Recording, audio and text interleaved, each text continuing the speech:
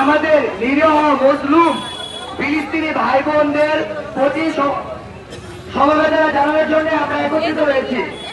আর আমরা সেই অনেকদিন যাবতই দেখছি ইসরায়েলি হামাস বাহিনী আমাদের ফিলিস্তিনি মা বোনদের উপর, মা বোন শিশু বয়োবৃদ্ধ নিরীহ মানুষের উপর নির্বিচারে হত্যা করতেছে।